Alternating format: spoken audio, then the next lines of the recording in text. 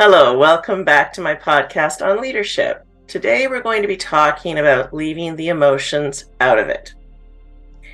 When it comes to decision making, for a lot of us, we don't just think about what we need or maybe what we need to occur in a situation. We also think about the consequences of making our needs known or being clear about something that has to occur if we're, say, a supervisory position. So whether you're parenting your kids, having a discussion with your partner, or you're having to stand up to your boss or talk to your coworkers, it's really common for people to have that caretaking pattern kick in of either making sure everybody's happy and everything's copacetic, but often to your own detriment, or worrying that there's going to be fallout if you say, hey, this is what needs to occur here. So we hold back on being leaders in our own lives because we are doing all that emotional caretaking, either protecting ourselves from risk or making sure that nobody's feathers are ruffled. The problem with that is it basically makes sure that everything stays static in that situation and nothing really changes. If you want to plant a tree, you've got to first disturb the earth. So a lot of times, if there's going to be real change in our lives, there's going to be some upheaval. And the way that often shows up is pushback from people who don't want their patterns challenged. Because let's face it, they didn't choose to do the work you're doing. Because if you're watching my videos, the assumption is you're doing that personal growth or spiritual work. So when you start to make changes, that's not necessarily going to work for the people around you, and they will probably let you know. One of the things that I often think about is how a lot of us who are raised to be polite, to be respectful, to think about other people's feelings, we got left out of that equation. We weren't taught to check in on our own feelings.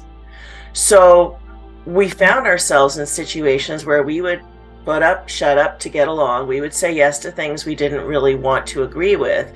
And sometimes to the point where we don't even realize it at the time because we have that knee-jerk reaction of, yes, okay, fine. And then later on we go, why did I agree to that? This isn't what I wanted.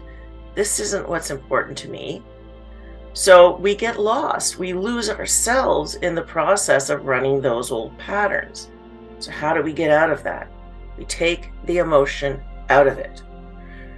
If there's some kind of decision that has to be made and we've checked in internally and we know it's the right decision for us, we know it aligns us with our path, we have to let go of trying to control for how people are going to respond.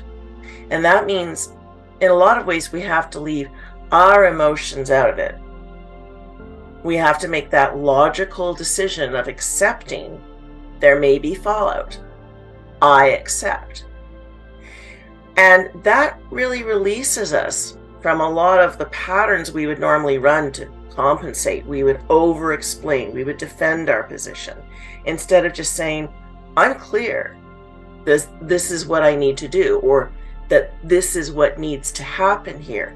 I have clarity about that.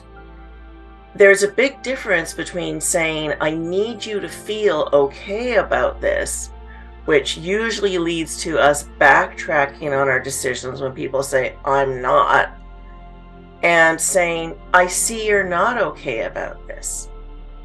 And in some situations, we may feel like saying, how can I support you to work through your struggle with my decision?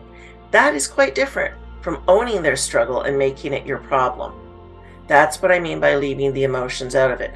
Being able to hold space for other people to have an emotional reaction to the decisions you're making or the actions you're taking or what you're asking of them without trying to make it better.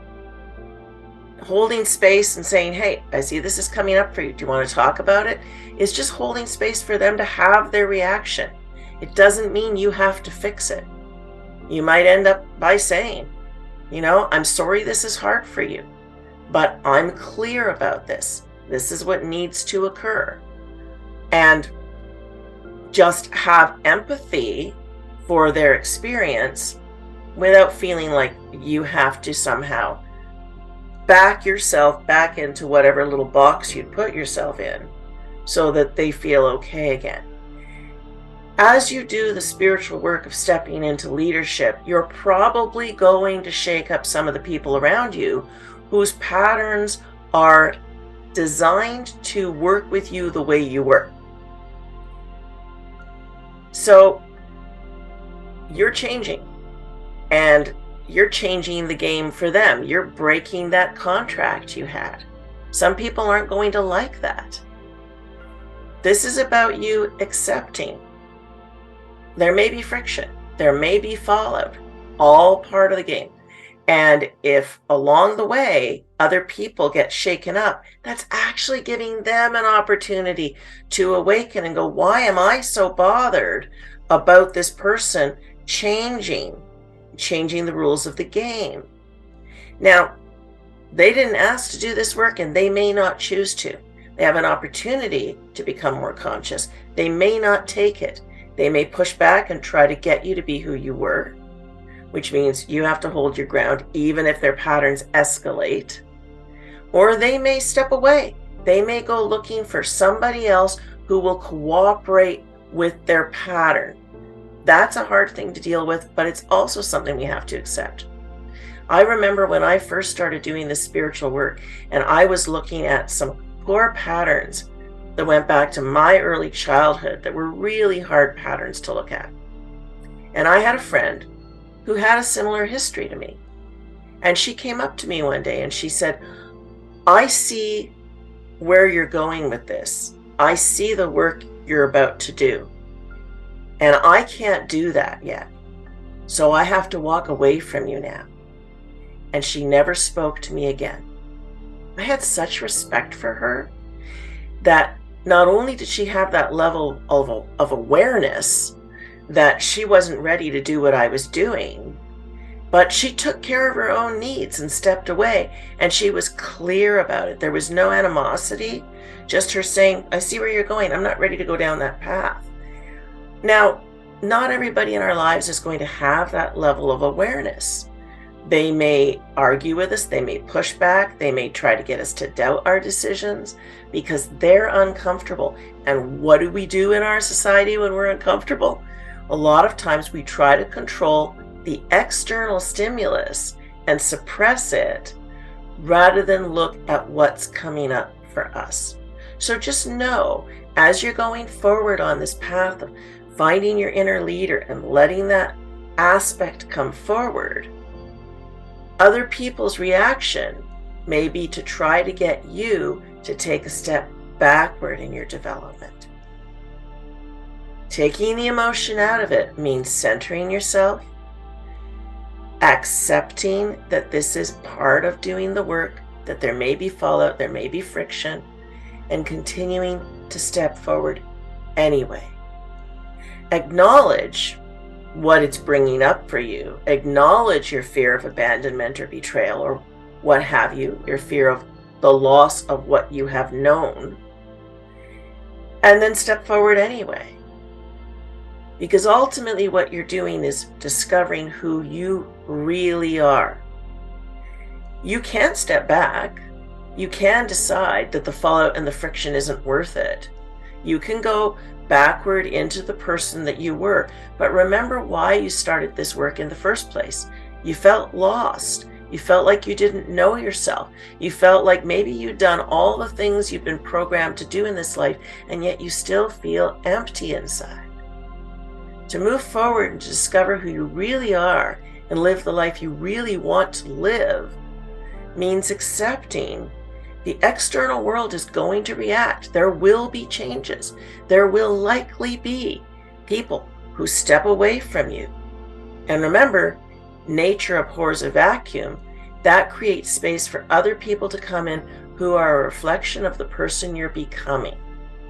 So part of leaving the emotion out of it is to move forward, trusting that as you listen to your inner leader, as you follow your path, Things externally will change, and at times that's going to be really hard, but it will ultimately change for the better, because the people who will show up in your life will be people who are more open, more present, more honest with themselves, more intentional, more dedicated to their personal growth and their awareness. If we really want to wake up, we're going to have to accept that not everybody's going to come along for the ride. It doesn't mean we're not all waking up, but we're all doing it in our own way and at our own pace. And sometimes we are no longer on the same trajectory as somebody else.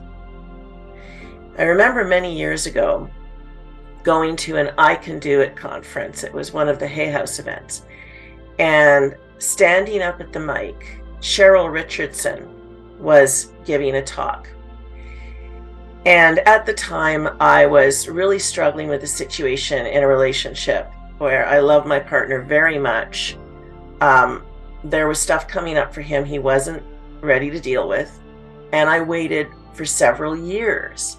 In the meantime, I was starting to really suffer. I'm a pretty strong person, but there's a point where if you're working with somebody or you're trying to be there for them and they're just not ready to look at their stuff, it becomes almost masochistic to continue to hold space. At least that was my experience, that I was no longer growing. I was trying not to drown under the situation. And I went up to the mic and I said to her, because she was talking about how to take care of yourself if you're a very sensitive person in a relationship. And a lot of times the word sensitivity has been used in a very negative way in our culture. But sensitive to me means open, aware to the, minutiae, the tiny, tiny aspects of life. You see and feel so much, to the point that if you're with somebody and there's a barrage of really strong emotions they're not processing, over time it can wear you down. So I walked up to the mic and I said to her, how do I, in my situation, which I described, how do I protect my sensitivity? And she said, you're not in a relationship, you're in an arrangement, and it needs to end. And I just burst into tears at the mic, because it shocked me. She was absolutely right. I was in an agreement. My pattern said, you're supposed to be everything to somebody and expect nothing back. And I had really drilled down into that hole. I was sitting in that oubliette, not seeing any way out, waiting for my partner to choose to change. They didn't ask to do this work.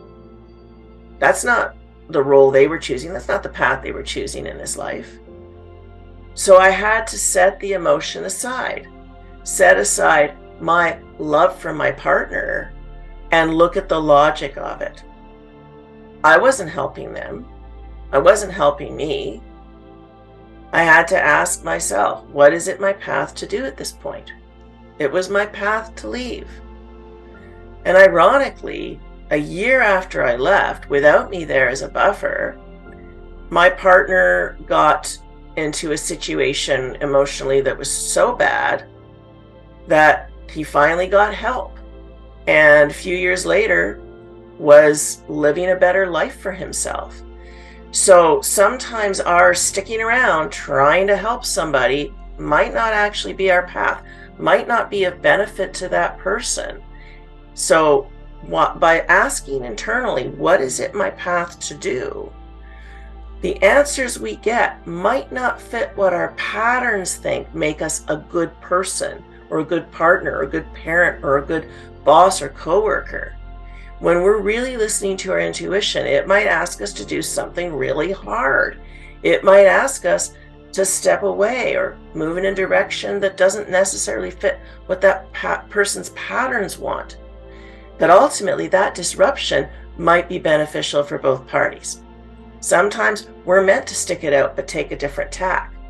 Sometimes we're meant to step away. Sometimes we're meant to take a completely different step that changes how we interact with the pattern. Maybe we've been really heavy about it and we have to be lighter and disrupt the pattern with humor. Sometimes we have to be stronger and be more direct and forceful in how we communicate our needs. It really depends on what your intuition tells you. But a lot of times, if you're really listening, it's going to tell you to do something different than what your core patterns emotionally think you should be doing. Your core pattern that says, but if you're a good person, you'll do this. If you're a good friend, you'll do this. You're a bad person if you take this step. You're abandoning somebody. You're not being there for them. It might be the journey. Sometimes really caring about somebody is doing the hard thing, is doing the thing you don't want to do. And compassion comes in many forms. Sometimes the most compassionate act is that of stepping away, is that of giving space for the other person to walk their journey the way they need to. And it is our emotional attachment of, I have to stay with you and help you through this, even though you're not ready to work on this, that could slow them down. Sometimes our wake-up call comes from a breakdown in a situation that makes us go, whoa, I lost this person, I lost this situation. How did that happen? And they finally start to do the work. So when you are contemplating those difficult decisions, if you can set aside the emotion that says, what about fallout? What if I make them really unhappy? What if they step away? Or what if I step away? What kind of person does that make me? And you just look at, what is my intuition telling me to do in this situation? You will not necessarily see where it's going to take you. All you know at the time is this is the right decision to make, and it's taking you into the unknown. And if you cannot let your old core patterns run the show, you're going to grow, you're going to step into who you were meant to be, and you're actually going to allow the people around you to evolve the way they were meant to. And gradually what you'll learn is to be discerning about how you use your energy and how you connect with other people, where you'll be able to go, oh, for this person, we're in alignment. I can walk alongside them. I can support them through anything because we're both choosing to go in the same direction. We have the same aim. We have the same goal. And then we'll see those other people where maybe we've known them for years, and we see that person moving off in a different direction. Doesn't mean it's our path to try to pull them back. We may have those conversations, but we have to listen closely. What are they saying? Are they going, well, yeah, I do want to go in the same direction. I do want that alignment, work with me. Or are they insisting, no, I'm going off here? That's where we have to let go of our emotional patterns that say, I've got to be there no matter what, and let them go. Let them learn the way they need to learn. We're going to learn the way we need to learn. Ultimately, I do believe we're all going back to the light. We're all going back to total awareness. But we don't know what somebody else's path requires of them. We don't know why they might need to take a detour off in a different direction than we have to take. And it might look like a detour to us, and maybe for them it's absolutely the right path. There's a lot of surrender in this work. There's a lot of letting go of the things and the people that we would like to control. And that's where we leave the emotion out of it. What is my intuition telling me I need to do? Is there trepidation? Is there fear of abandonment? Is there fear of being the bad guy in the situation? Fine, I acknowledge that. But I take the steps that need to be taken regardless. I do the things that need to be done, however unpleasant they might be. I face the things about myself I don't like or I don't want to be in order to become the me I really am. And that means Embracing your shadow, it means shattering your illusion about who you think you are, or who you think you'd like to be, or who you were conditioned to be, to become the person that you really are. And leaders sometimes make unpopular decisions. Leaders shake up the world because they're listening to their inner selves, and they're bringing that aspect forward into the world. And this world, if it weren't for leaders, would stay asleep. I believe we're in an accelerated evolutionary process as human beings. We are moving towards a higher state of awakening. And as each one of us awakens to that realization, I'm not living my real life. I'm not being who I was meant to be. I may not know what that is yet, but I feel something inside of me, that signal telling me that. As each of us pays attention to that and works with that and grows and becomes more conscious, we support the awakening of the people around us, because we stop cooperating with the patterns that keep this world asleep. You see what I'm saying here? Step into your leadership. Accept. There may be fallout. You may shatter the illusion of who you think you are.